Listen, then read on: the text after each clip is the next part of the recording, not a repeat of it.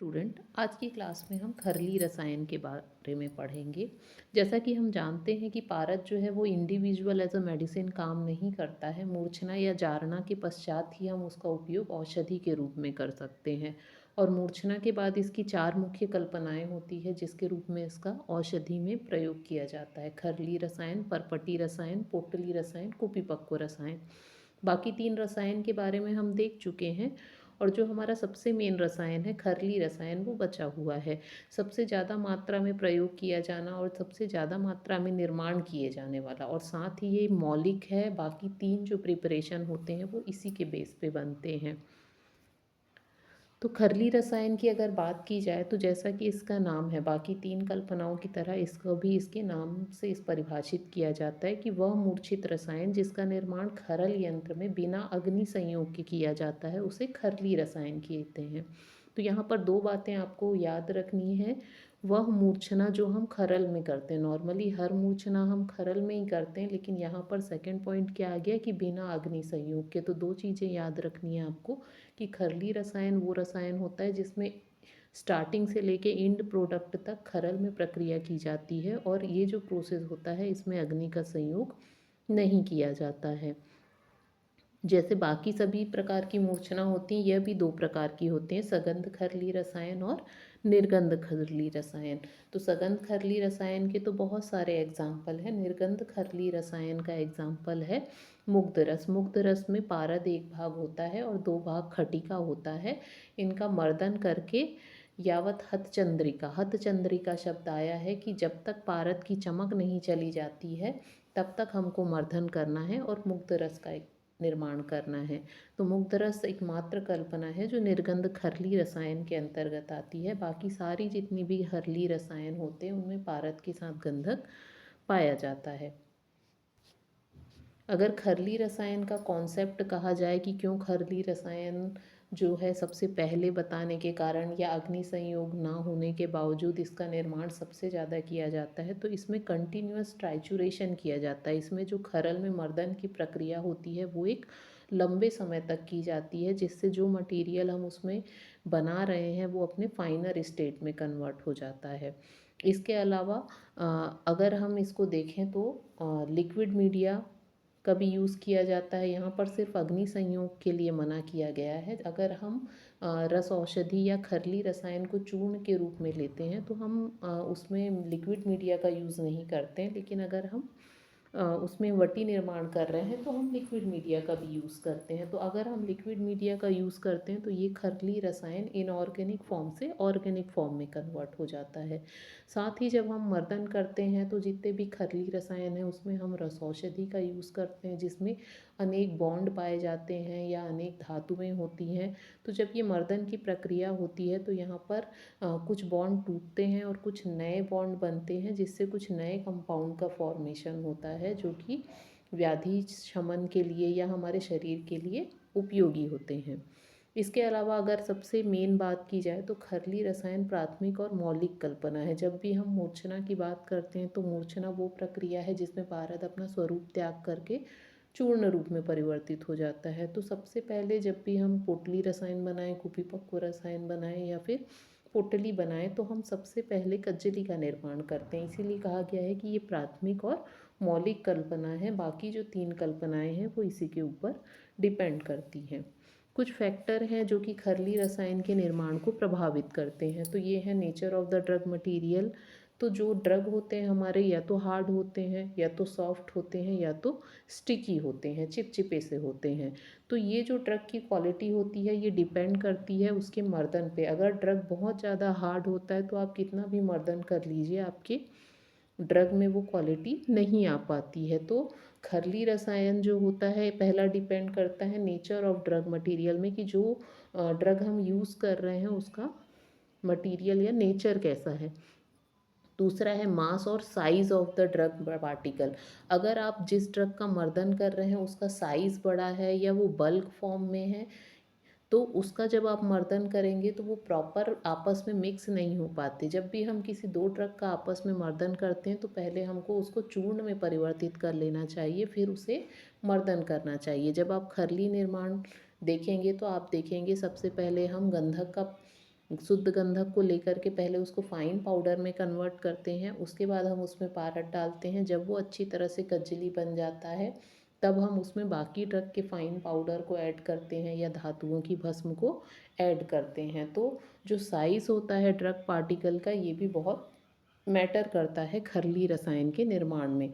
दूसरा है quantity of liquid media use. जब हम भावना पढ़ते हैं तो हम ये पढ़ते हैं कि कोई भी भावना द्रव्य इतनी मात्रा में डालना चाहिए जिससे कि जो चूर्ण है वो आर्द्र हो जाए, गीला हो जाए। अगर आप कम मात्रा में डालेंगे तो भी प्रॉपर मर्दन नहीं होगा, और अगर आप ज़्यादा मात्रा में डालेंगे तो भी आप मर्दन नहीं कर पाएंगे। और जब अच्छी तरह से मर्दन नहीं होगा तो हमारे खरली रसायन की पोटेंसी या फिर गुणवत्ता जो है वो अधिक नहीं रहती है। Pressure applied during trituration. अब आप मर्दन तो कर रहे हैं, लेकिन जिस प्रेशर के साथ, जिस दबाव के साथ आपको मर्दन करना चाहिए उससे नहीं कर रहे हैं। जैसे आपने 3 या 4 ड्रग का पाउडर एक साथ लिया है और उसको आप प्रेशर से मर्दन नहीं करेंगे तो वो आपस में अच्छे से नहीं मिलते। ऊपर के चूर्ण मिल जाएंगे लेकिन नीचे में आपके जो चूर्ण हैं कोई अलग अलग मात्रा में रहेंगे। तो इनका जो एक विशेष अनुपात होता है वो तभी मिलेगा जब आप इसको एक निश्चित प्रेशर लगा करके मर्दन करेंगे। हाँ, अगर आप ज़्यादा प्रेशर लगा करके मर्दन करेंगे तो हो सकता है कि वो आपका बाहर गिर जाए। तो आपको एक उसको रिदम के अनुसार, जिसको हम आगे देखेंगे कि एक रिदम में हमको ट्राइचुरेशन करना चाहिए, तो वैसे ही एक प्रेशर अप्लाइड करना चाहिए जिससे कि सारे ड्रग जो हैं वो अपने फाइनर स्टेट में पहुंच जाए और प्रॉपर ट्राइचुरेशन हो। इन्वायरमेंटल मॉइस्चर कंटेंट है, रूम टेम्परेचर है। तो ये दो ऐसी चीज़ें हैं जो जैसे कि अगर हमारे एटमॉस्फेयर में मॉइस्चर ज़्यादा है तो हम बता रहे हैं कि खरली रसायन में हर ड्रग का हम पाउडर यूज़ करते हैं। तो बहुत सारे ड्रग होते हैं या नॉर्मली कोई भी चूर्ण होता है, अगर इन्वायरमेंट में मॉइस्चर ज़्यादा है तो ये उस मॉइस्चर को एब्जॉर्ब कर लेता है, जिससे खरली रसायन की जो क्वालिटी होती है वो कम हो जाती है। सेम रूम टेम्परेचर अगर कम है तो मॉइस्चर ज़्यादा होगा। या कुछ ऐसे ड्रग होते हैं जो हाई टेम्परेचर में पिघलते हैं या लिक्विफाई हो जाते हैं, तो रूम टेम्परेचर भी हमको मेंटेन करना पड़ता है जिससे हमारा खरली रसायन ठीक रहे। Time duration of the trituration, हमें एक निश्चित समय तक मर्दन करना चाहिए, उसके ऊपर भी डिपेंड करता है। अगर आपने कम समय तक मर्दन किया तो सारे ड्रग आपस में अच्छे से नहीं मिल पाएंगे, और जितना अधिक आप उसका मर्दन करेंगे उतने ज़्यादा ही उसकी गुणों में वृद्धि होगी। जैसे कि कहा ही गया है कि मर्दनम गुण वर्धनम। नेक्स्ट है रिदम ऑफ द ट्राइचुरेशन। अब आपको मैंने कह दिया कि एक निश्चित समय या ज़्यादा समय तक करना है, लेकिन आप उस समय तक तो कर रहे हैं लेकिन सही तरीके से नहीं कर रहे हैं या एक पर्टिकुलर पैटर्न में नहीं कर रहे हैं। अगर आपने सिर्फ खरल के बीच को ही मर्दन किया, पूरे खरल को कवर करके मर्दन नहीं किया, जो एक निश्चित रिदम है उस पर अगर आप नहीं करते हैं तो आपकी ड्रग प्रॉपर नहीं बनती है। लास्ट है surface area of the trituration. यहाँ पर आपकी मटेरियल की बात नहीं है, यहाँ आपकी बात नहीं है, यहाँ बात आती है कि जो खरल हम यूज़ कर रहे हैं वो छोटा है या बड़ा है। तो अगर आप छोटे खरल में ज़्यादा क्वांटिटी मटेरियल को मर्दन करेंगे तो प्रॉपर मर्दन नहीं होगा, और अगर आप एक लार्ज बड़े खरल में कम मात्रा में ड्रग लेके मर्दन करेंगे तो भी प्रॉपर मर्दन नहीं होगा। इसीलिए सरफेस एरिया ऑफ ट्राइचुरेशन भी डिपेंड करता है कि हमारा खरली रसायन कैसा बन रहा है। तो इस तरह से ये कुछ फैक्टर हैं जो हमारे खरली रसायन की प्रॉपर्टी को अफेक्ट करते हैं। नेक्स्ट अगर देखें तो खरली रसायन जब भी हम बनाते हैं तो उसका एक सीक्वेंस होता है कि उनको किस तरह से बनाना चाहिए। तो नॉर्मली खरली रसायन मूर्छना के अंतर्गत आता है। तो मूर्छना में जिस प्रकार से हम सगंध और निर्गंध दो पार्ट बता रहे हैं, तो सबसे पहले आपको शुद्ध गंधक को खरल में लेकर के मर्दन करना है। फिर उस शुद्ध गंधक में या तो शुद्ध पारद, अगर शुद्ध पारद नहीं है तो हिंगुल से निकला हुआ पारद, या फिर हिंगुल को या तो रस सिंदूर को ले करके मर्दन करना है। जब ये प्रॉपर कजरी बन जाए तब इसमें आपको जितने भी ड्रग होते हैं उनके भस्मों को ऐड करना चाहिए, और उसके बाद आपको जिन औषधियों के चूर्ण का वर्णन किया है उनके कपड़ छन्न चूर्ण के डाल करके मर्दन करना चाहिए। इस प्रकार मर्दन करने से खरली रसायन का निर्माण होता है। इससे रिलेटेड कुछ सामान्य से नियम है जो आपको पता होने चाहिए कि अगर आप खरली रसायन का निर्माण कर रहे हैं और उस खरली रसायन में पारद और गंधक है तो सबसे पहले आपको कज्जली का निर्माण करना चाहिए। सिर्फ जहाँ जिन योगों में शुद्ध स्वर्ण या उसकी भस्म का वर्णन हो, वो डला हुआ हो, तो वहाँ पे सबसे पहले पारद और स्वर्ण का मर्दन करना चाहिए, बाद में गंधक ऐड करना चाहिए। अगर आपके खरली रसायन में कोई लिक्विड मीडिया या द्रव माध्यम यूज़ हो रहा है, तो उसको भावना द्रव की मात्रा में डालना चाहिए, जितने में चूर्ण आपका भीग जाए। कम या ज़्यादा डालने से वो आपके खरली रसायन की प्रॉपर्टी को अफेक्ट करता है। अब जो लिक्विड मीडिया की बात आई है कि जब भी हम खरली रसायन बनाते हैं, तो कुछ ऐसी कल्पना है जहाँ पे भावना द्रव्य का वर्णन नहीं होता, क्योंकि खरली रसायन जो होते हैं ये सारे भस्मों से या रस औषधि से बनते हैं। इनकी जो मात्रा होती है 1 रत्ती 2 रत्ती होती है, तो इनकी वटी बनाने में दिक्कत आती है। लेकिन अगर इसका दूसरा पॉइंट ऑफ व्यू देखें, तो जब हम ये पेशेंट को देते हैं, तो पेशेंट को भी 1 रत्ती और 2 रत्ती की मात्रा में गोली लेने में कठिनाई होती है, यानी इस मात्रा में वो औषध नहीं ले पाता है। तो इसके लिए बेटर होगा कि हम उसको 1 या 2 रत्ती की गोली बना कर दें।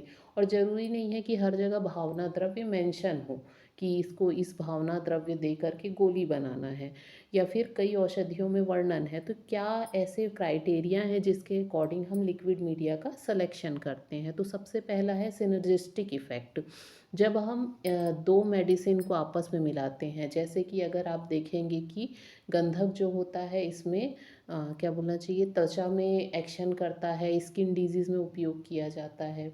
वहीं भृंगराज भी स्किन डिजीज़ पे काम करता है। तो जब हम गंधक को भृंगराज की भावना दे देंगे, या फिर आप त्रिभुवन कीर्ति रस की बात कीजिए, तो त्रिभुवन कीर्ति रस के सारे जो इंग्रेडिएंट है वो ज्वरग्न होते हैं, लेकिन जब इसके भावना द्रव्य की बात की जाती है तो इसमें तुलसी है, अदरक है, धतूरा पत्र स्वरस है, और किसी आचार्य ने निर्गुंडी स्वरस का भी वर्णन किया है। तो इनकी अगर इसको भावना दे दी जाए, तो जो ज्वरग्न प्रॉपर्टी इसमें पाई जाती है वो इसमें और बढ़ जाती है, और इसकी जो डोज होती है वो और कम हो जाती है। तो इस तरह से कई लिक्विड मीडिया का चयन हम सिनर्जिस्टिक इफ़ेक्ट के कारण करते हैं कि ये उस ड्रग में मिल करके, या ये दो ड्रग आपस में मिल करके इनकी गुणवत्ता बढ़ जाती है। जैसा हम पढ़ते हैं A+B is equal to A+B more active than the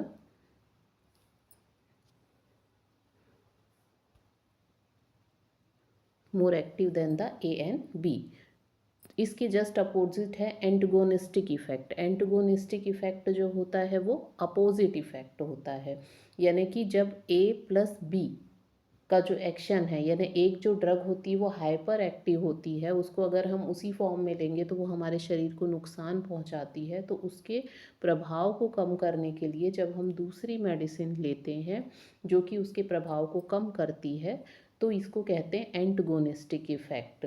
जैसे कि अगर मैं बात करूं, इच्छाभेदी रस है, या जयपाल के जो योग है अश्वकंचुकी रस, जहाँ पर जयपाल ज़्यादा देने से क्या होता है, ये अतिसार कर देता है, या विरेचन अति मात्रा में करता है, मल की अति प्रवृत्ति हो जाती है। तो इसके इस प्रभाव को रोकने के लिए अश्वकंचुकी रस में भृंगराज रस की भावना दी जाती है। तो इस तरह से लिक्विड मीडिया का हम सिलेक्शन सिनर्जिस्टिक इफेक्ट के लिए कर सकते हैं, उसके प्रभाव को बढ़ाने के लिए, और दूसरा एंटगोनिस्ट किसी मेडिसिन के प्रभाव को कम करने के लिए। तीसरा अगर हम देखें तो कवर अनप्लीजेंट कलर और ऑडर। कई ऐसी मेडिसिन होती हैं जिनका कलर या उनकी स्मेल सूंघ के हमको उसको लेने का मन नहीं करता है। यानी कुछ अगर ड्रग हम यूज़ कर रहे हैं, जैसे पुष्कर मूल हैं, या कुछ रस औषधि है, जैसे गंधक की स्मेल किसी को अच्छी नहीं लग रही, तो इसके प्रभाव को कम करने के लिए हम इसमें ऐसे भावना द्रव्य को यूज़ करते हैं जिनमें सुगंध पाई जाती है। तो ये उस अनप्लीजेंट कलर या ऑडर को क्या करती है, कंट्रोल कर देती है या रोक देती है।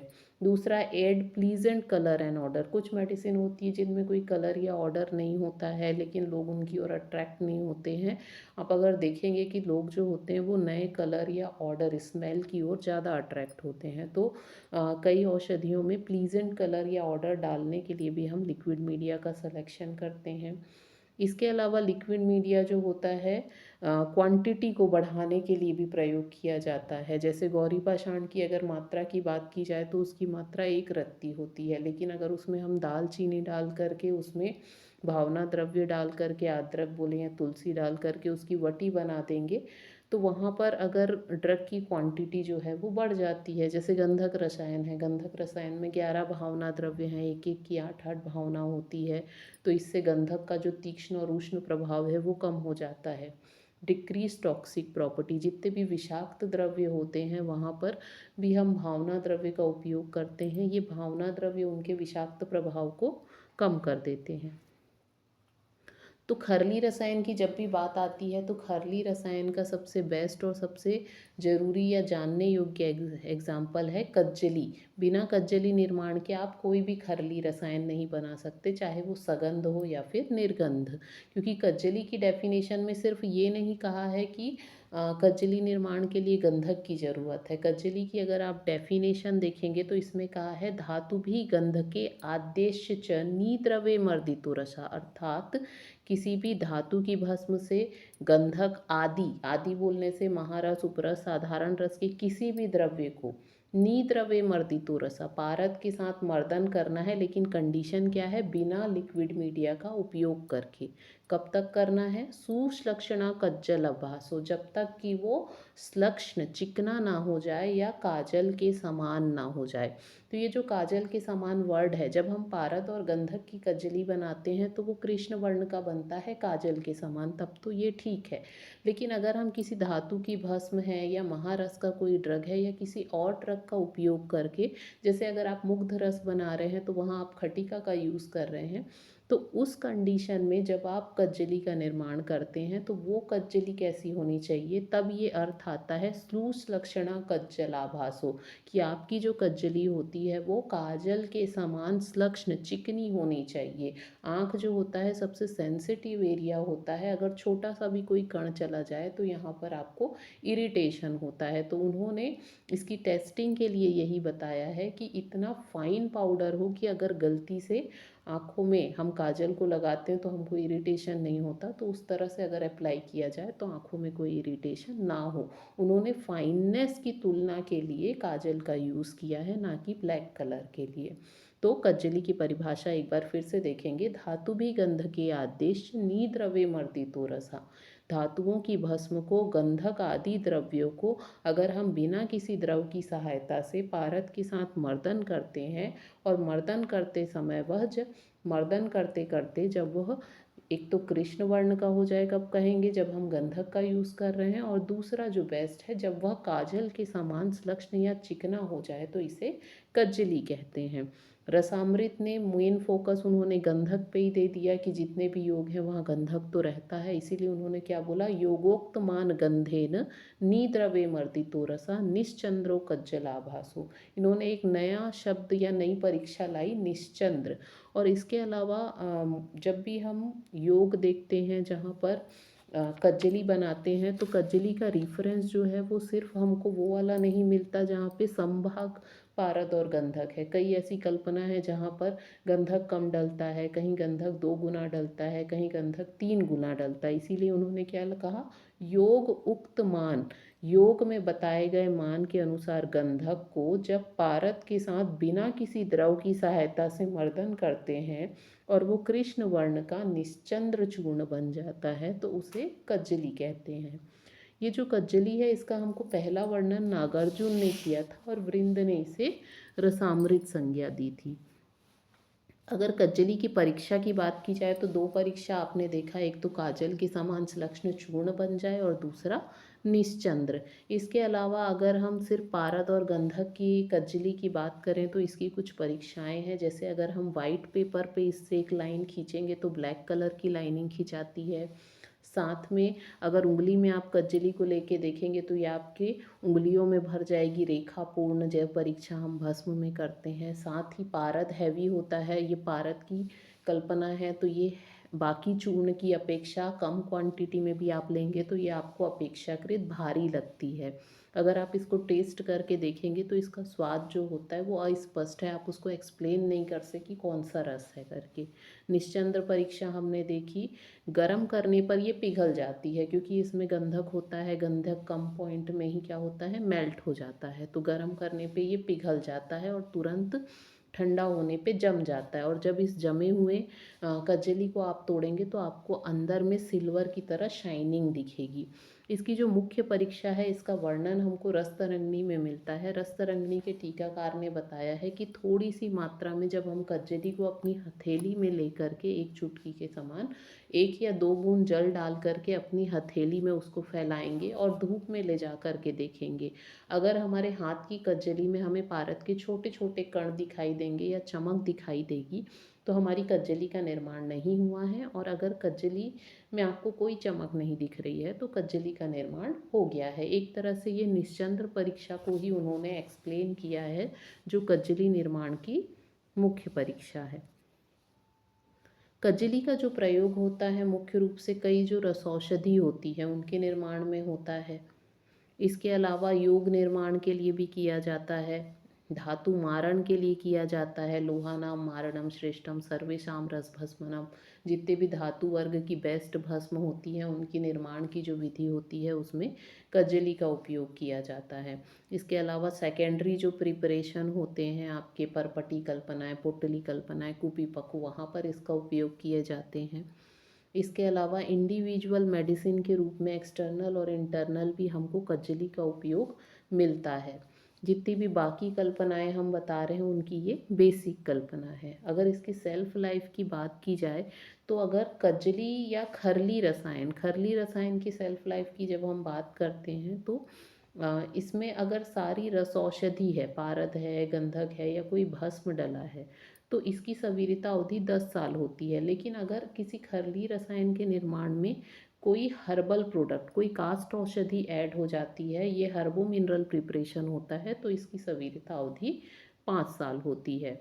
तो इस प्रकार से खरली रसायन के बारे में जानना ज़रूरी है। जितने भी एग्जाम्पल आप देखेंगे या जितने भी योग हम उपयोग करते हैं जहाँ पर रसौषधि का हमको उपयोग करना है और पहली बार हम रसौषधि का उपयोग कर रहे हैं, वहाँ पर हम शुरुआत खरली रसायन से करते हैं। इसके पश्चात हम कुपीपक्व और पोटली रसायन की ओर जाते हैं।